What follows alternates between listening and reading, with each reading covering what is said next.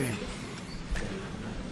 Well, thank you very much, everybody. It's a real honor to welcome all of you to the White House, the famous Oval Office, and we award the first ever Medals of Sacrifice to 3 heroic law enforcement officers from Palm Beach County, Florida.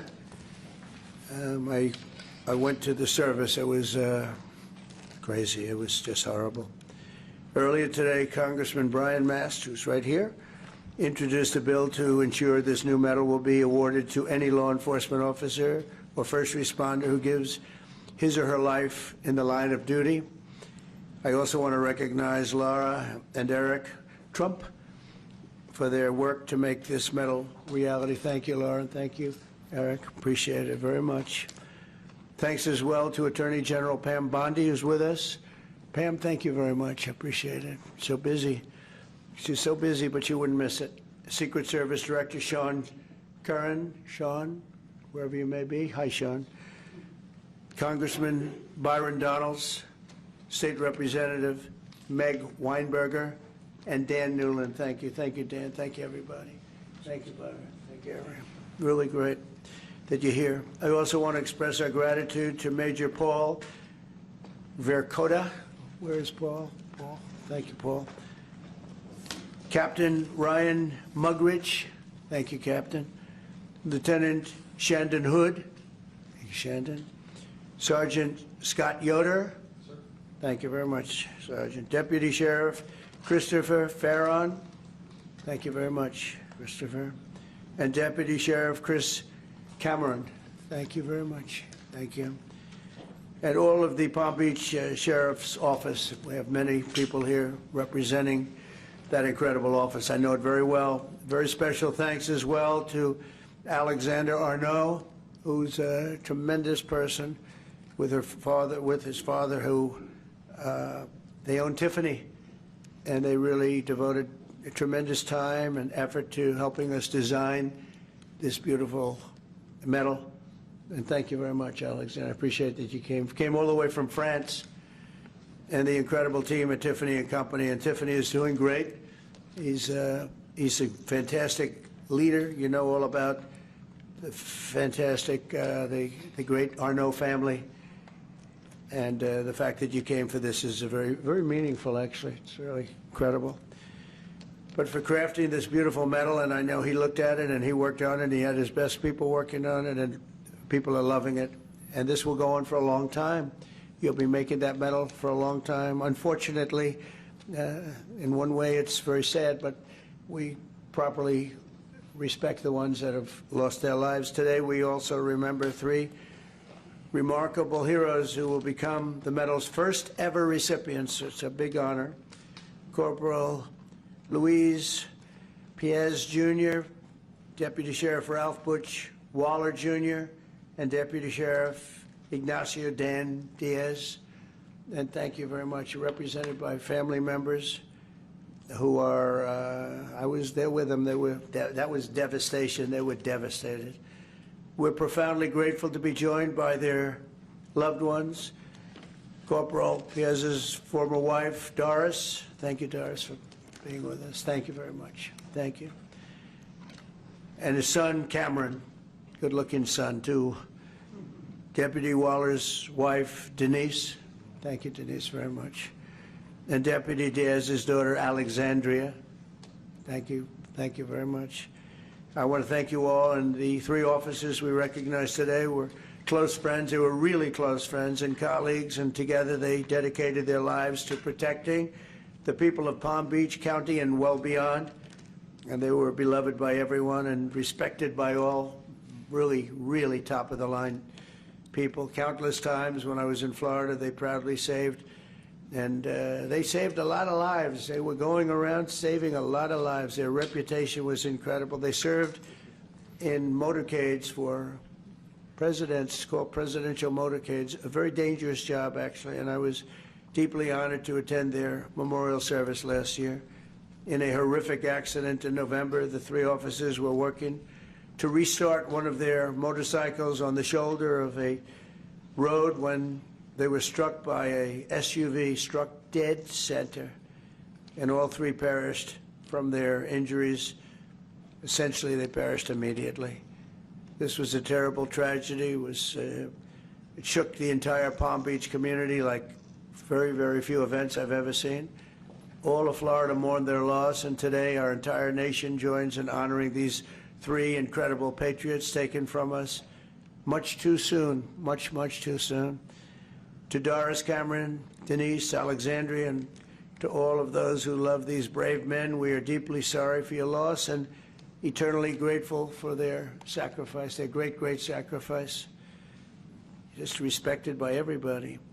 We'll never forget their legacy, and we will never forget the debt we owe all of these great law enforcement heroes who have given their lives to keep our community safe and make America strong again. We have so many unbelievable people in the police department and other departments, first responders, firemen, a lot of brave, incredible people. And I'd now like to ask my son, Eric Trump, to say a few words, followed by Congressman Brian Mast and Alexander Arnault, who's going to be giving out the medals. Then I'll present the medals of sacrifice. Thank you very much, everybody. Thank you for being here, too. Thank you. Please. Mr. President, thank you very much. My father and I attended that funeral that day, and I can't tell you how moving that experience was. And one simple question was asked: why is there no medal of valor, medal of sacrifice that commemorates law enforcement officers, first responders who have fallen in the line of duty? And Congressman Mast, he was there with me that day. He was with my father, and we said, we're going to take care of this problem. We're going to get involved. And the first call that was made was to the great Arnault family who owns Tiffany's, and they said, without hesitation, that they'd be honored to design something absolutely beautiful that's a tribute to these incredible officers, these incredible EMS responders.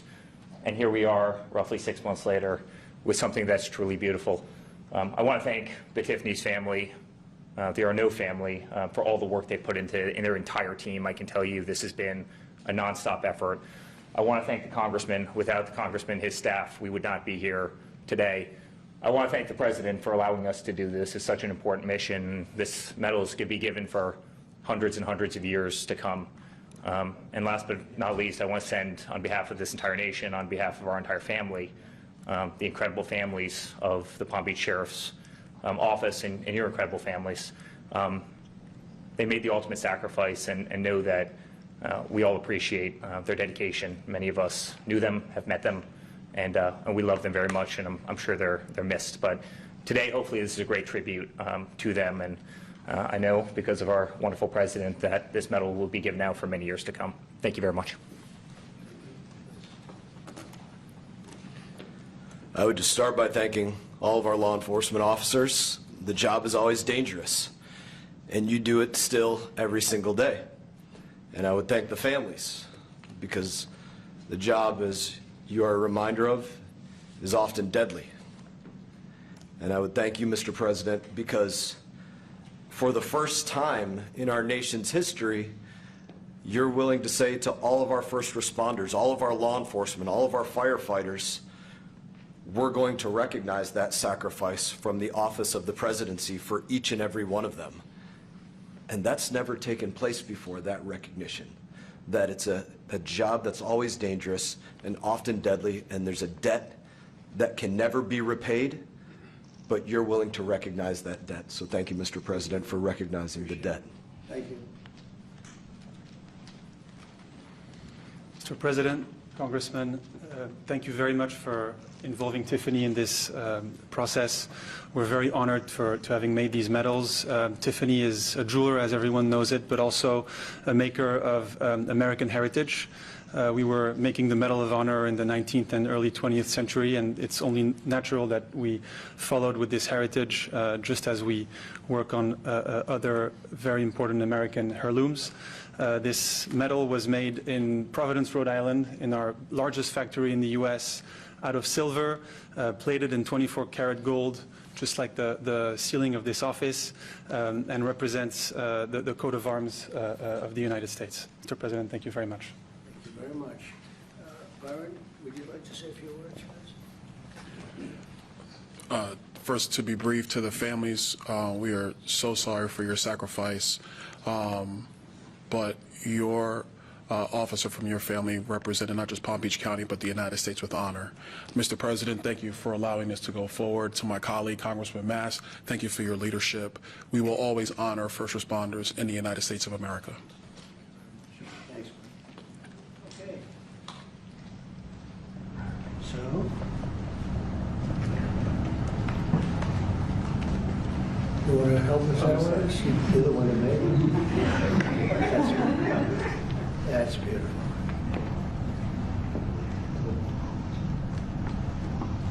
So can we ask the families to step forward, please? Chair, would you like to help us? Please.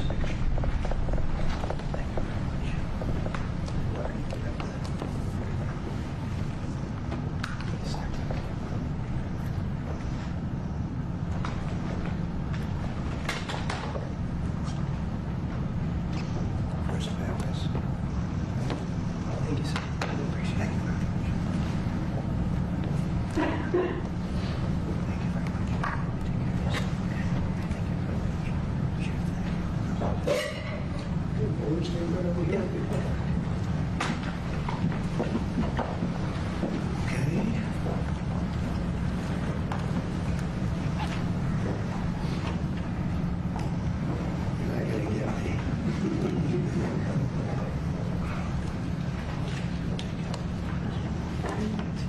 Oh, thank you. That's right.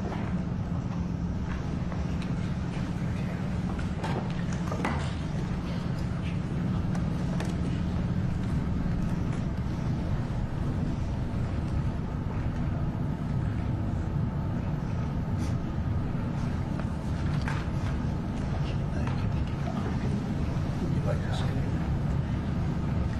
I would like to thank you very much for honoring my husband and his brothers and for what you do for the country.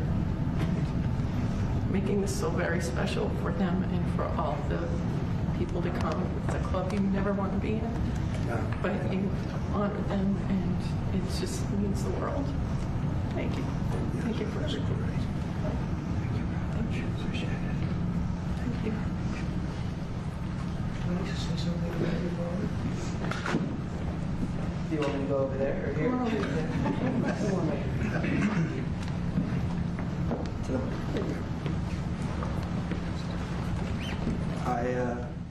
I viewed my dad as Superman, someone my whole life you look up to.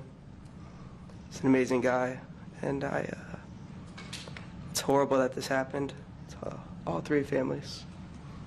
But I'm glad that something was done about it, and we got represented, and everyone in the future will be. So, thank you. Thank you very much. Be very proud of you. Thank you.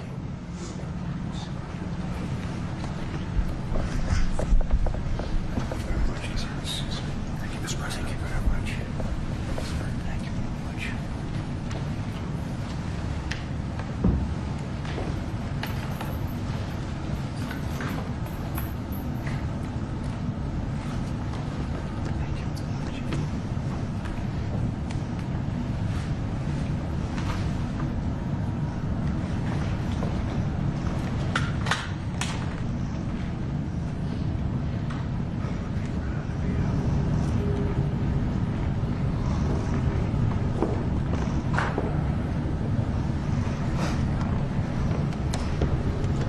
Would you like to say anything to us on behalf of the force? Would you like to say something? It's a very tough thing to do. Would you like to say something? Yes. Mr. President, on behalf of Sheriff Rick Bradshaw and every member of the Palm Beach County Sheriff's Office, we can't thank you enough for taking the lead on this and recognizing the extreme sacrifice of our three brothers. Words really can't express how thankful we are. Thank you very much. And we have a fourth, and we're going to give this to you. Hopefully, it's maybe never going to be given out. So we'll give it to Sheriff Bradshaw, who's an incredible sheriff. And you've done an amazing job, and we'll have it should something happen. And that's right here, okay? Yes, sir. So, Thank you. and I hope it never has to be given out, frankly. Thank you very much. Thank you, Mr. President. Very much. Well, thank you. Do you have any questions for what you just saw? That's so important. I mean, people have talked about it for years. I want to thank Brian Mass for what he's done, Congressman. He's been unbelievable. He's a great representative. And he worked hard. He wanted to do it right, and we wanted to go somehow. We could get him done pretty easily in one way, but we wouldn't get him done by Tiffany. And the fact that the Arnault family stepped up was absolutely incredible. It means more when you get a name like that. I think it means something extra. But these were incredible people, and they're looking down on you right now, and they're very, very proud, very, very proud of all of you. And it's too bad we had to be doing this, but I was there with you that day. That was a rough day. Thank you very much. Would you have any questions? Yeah. Do you have plans to give this award to any other families posthumously who find themselves in the same position as having made this sacrifice, and then after the test, one question about your calls back? Having to do from a previous? Yes. We're looking at the possibility of that, yeah. You had a lot of people die in the line of duty when you think of it. And we figured it was time to start. We haven't had the situation arise. This was a terrible situation. We haven't had it arise yet, but we're looking at going back a little bit and see what we can do about that. Yes, strongly. Yeah, go ahead. On your call with President Putin today, yeah, you'd mentioned that the Pope would like to take a role potentially in mediating these talks. Does that mean that the U.S. is taking a step back from... No. I think it would be great to have it at the Vatican. Maybe it would have some extra significance. And I saw that it was discussed yesterday, so I thought, and people told me that they'd be honored to do it. I would imagine they would be.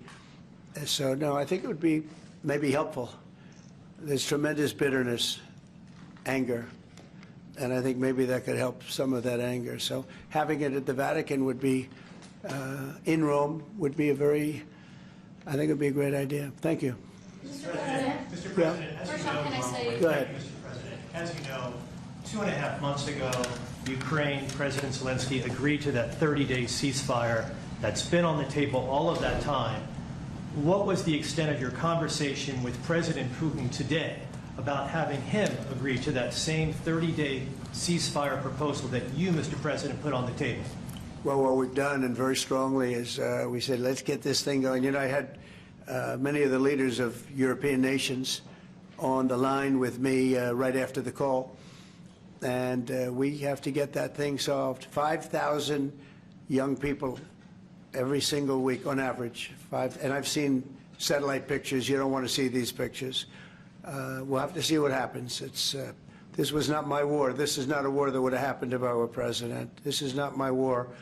I'm just here to try and help. We've spent hundreds of billions of dollars on this war, and yet that's not, frankly, we made much more than that just in 4 days in the Middle East. It's a lot of money, but we do much. This is about thousands of people dying every single week. 5,000, 6,000 people dying every single week. And just like you have the relatives here, wives and children and everything, you have, these soldiers, they say goodbye in Ukraine and in Russia, and then their parents never see them again, except maybe in pictures of horrible scenes, because I've seen some scenes, I've never seen anything like it. So we're going to see if we can get it taken care of. Yeah, please. First off, our thanks to the members of law enforcement who are here, and our condolences to the families. We're very sorry for your loss. Mr. President, on Ukraine and on your call today that you had with President Putin, you said last week that you thought nothing was going to happen, no advances would be made until you and Putin got together. Do you still feel that way? I think something's going to happen. It's a very big egos involved, I tell you. Big egos involved, but I think something's going to happen. And if it doesn't, I'd just back away, and they're going to have to keep going. Again, this was a European situation. It should have remained a European situation. Should have remained, but we have, because the past administration felt very strongly that we should be involved, and we got involved much more than Europe did in terms of the money, and all of the things that we gave. We gave massive amounts, I think record-setting amounts given to a foreign. There's never been anything like this, both weaponry and money. And Europe gave a lot also, but they didn't give anywhere near what we gave. We gave probably almost 3 times the amount. And it's just a shame. The whole thing is a shame. Did you ask The level of death is just a shame. Yeah? Did you ask President Putin to meet with you About what? about Ukraine? Of course I did. I talked to him about it. I said, when are we going to end this, Vladimir? I've known him for a long time now. I said, when are we going to end this bloodshed, this bloodbath? It's a bloodbath. And I do believe he wants to end it. You know, when I made the call, I told the people last night, I spoke to the heads of the different countries, Germany and Finland. We had Italy, as you know, and UK was on the line today, and a couple of others. And then they were in turn calling everyone. Ursula was there from the European Union. She was terrific. And we spoke for a long time about it. And they got a problem. It's a big, big problem. It's a terrible war. It's a very hard to extradite themselves away from what's taking place over there. The amount of anger, the amount of hate, and the amount of death. It's very hard, very tough situation. But I said to him, we got to get going. And I did say also, if I thought that you couldn't do it, I'd step away, because what are you going to do? We don't have boots on the ground. We wouldn't have boots on the ground. But we do have a big stake, and the financial amount that was put up is just crazy. It's crazy. This isn't for us. This is for somebody else. The amount of money that we put up is record-setting. There's never been anything like this. And that includes weapons. Never been anything like this. Yeah, please. Mr. President, on the medal, how far back do you intend to look to consider for the recipients? And then on your call today, if Putin ultimately proves to be the obstacle to peace, is further arming Ukraine on the table at that point? Well, we'll look. I mean, we're going to look. I hope that, I like to think positively, frankly. I just can't believe that they allow this to continue. This would have never happened if I were president, and most people admit that. It would have, and it didn't happen for 4 years. And October 7th would have never happened either. That's the attack on Israel. That would have never happened. So sad, a lot of things wouldn't have happened, but so sad to see it. Now, I think that there's a good chance we can get this done. I believe Putin wants to do it. Now, if I thought Putin didn't want, I mean, that's what I do. My whole life is like deals, one big deal. And if I thought that President Putin did not want to get this over with, I wouldn't even be talking about it, because I'd just pull out. What did you hear that gave you confidence that he does want peace versus buying time? I think he's had enough. I think he's had enough. This has been a long time. This has been going on for more than 3 years. When you think, right? It's been going on for a long time. Yeah, please. Oh, thank you, Mr. President. When you implored him to stop previously, Vladimir stopped on social media, and he didn't. He just continued. I'm curious, did you bring that up with him in your phone call today? You have to talk. Sorry. You previously on Truth Social implored President Putin to stop. You wrote Vladimir stop, and he didn't stop. Quite the contrary. I'm curious, did you bring that up on your call with him today? No, I didn't bring that up. But I did say, it's time, you got to stop this thing. And I believe he wants to stop. Look, I would be, I think, very able to tell whether or not he wanted to or what. I thought there was a very good chance, like a 50-50 chance, that he would say, I want to take the whole thing. I didn't know what he was going to say. And then they have a different kind of a problem. But I believe he wants to stop. You sure. Twice just now about backing away or walking away if it looks like it's going to be an intractable problem. Do you have a red line in your head of what would cause you to back away? And yeah, in my head, but not something I'm going to announce. But yeah, definitely in my head I do. What yeah. exactly would that look Because like? this isn't our war. This is not my war. This is not the war. I mean, we got ourselves entangled in something that we shouldn't have been involved in. And we would have been a lot better off, and maybe the whole thing would have been better off, because it can't be much worse. It's a real mess. It's a death trap. So I think that, yeah, I would say I do have a certain line, but I don't want to say what that line is, because I think it makes the negotiation even more difficult than it is. Yes, please. Mr. President, thank you all for your sacrifice. I'm so sorry for your loss and everybody. You mentioned the bloodbath you want to see end in Ukraine. You mentioned that you believe Putin wants peace, but he just attacked Ukraine yesterday. So what makes you think that he wants peace? Well, he's in a war, you know. I mean, nobody said don't. They're fighting, they're attacking each other, and people are dying all the time. He's in a war. He's fighting a war. Nobody said he was going to stop. I think, is it terrible? Yeah, it's terrible. I think it's terrible. Can you bring up President Biden? President Biden was diagnosed with cancer of the war, and then I want to ask you about reconciliation. Why haven't you increased the sanctions on Russia yet? Well, because I think there's a chance of getting something done, and if you do that, you can also make it much worse. But there could be a time when that's going to happen. Yep. Mr. President, Who's going to say with the ratings downgrade from... Do you want to respond to President Biden being diagnosed with cancer? Are you going to call your predecessor? I think it's very sad, actually. I'm surprised that it wasn't, you know, the public wasn't notified a long time ago, because to get to stage 9, that's a long time. I just had my physical. You saw that. You saw the results of that particular test. I think that test is standard to pretty much anybody getting a physical, good physical. We had the doctors at the White House and over at Walter Reed, which is a fantastic hospital, do it. I did a very complete physical, including cognitive tests. I'm proud to announce I aced it. Got them all. I got them all right. You proud of me? Yes. Your husband would be proud of me for getting them all right. It's a little risk. If I didn't get them all right, these people would be after me. It would be not a good situation.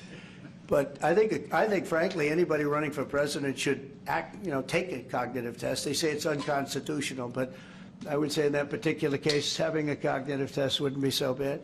But when you take tests, medical, as a male, that test is very standard. I don't know if it's given to everybody, but it's given just about. And it takes a long time to get to that situation. Now, I think, to get to a stage 9, I think that if you take a look, it's the same doctor that said that Joe was cognitively fine. There was nothing wrong with him. Well, he said, if it's the same doctor, he said there was nothing wrong there, and that's being proven to be a sad situation. And the auto pen is becoming a very big deal. You know, the auto pen is becoming a big deal because it seems like that maybe was the president who ever operated the auto pen. But when they say that that was not good, they also, you have to look and you have to say that the test was not so good either. In other words, there are things going on that the public wasn't informed, and I think somebody's going to have to speak to his doctor, if it's the same, or even if it's 2 separate doctors. Why wasn't the cognitive ability, why wasn't that discussed? And I think the doctor said he's just fine, and it's turned out that's not so. It's very dangerous. Look, this is no longer politically correct. This is dangerous for our country. Look at the mess we're in. You're talking about all these questions on Ukraine and Russia that would have never happened. As an example, if I were president, it would have never happened. The other thing is you have to say, why did it take so long? I mean, this takes a long time. It can take years to get to this level of danger. So it's a very, very sad situation, and I feel very badly about it. And I think people should try and find out what happened, because I'll tell you, I don't know if it had anything to do with the hospital. Walter Reed is really good. They're some of the best doctors I've ever seen. I don't even know if they were involved, but a doctor was involved in each case. Maybe it was the same doctor, and somebody is not telling the facts. That's a big problem. President Zelensky of Ukraine says that the Ukrainians are ready for a ceasefire, they're ready for peace negotiations. In your mind, is Ukraine doing enough to get this? I'd rather tell you in about 2 weeks from now, because I can't say yes or no. I think, look, he's a strong person. Zelensky, a strong guy, and he's not the easiest person to deal with. But I think that he wants to stop. He's, not. It's a very bad thing that's happening over there. I think he wants to stop. But I could answer that question better in 2 weeks or 4 weeks from now. I hope the answer is that he wants to get it solved. I want to thank everybody very much, and on behalf of the United States of America, we greatly honor your family and your friends, and everybody that had to suffer so much. But you have some 3 great men that are looking down on you, and they're very proud right now. They're very proud. This is the Oval Office. and they're a big part of it now. They're a part of the Oval Office, the White House, and thank you all very much. Thank you. Thank you, Sheriff Cummings. Thank you very much, everybody. Thank you.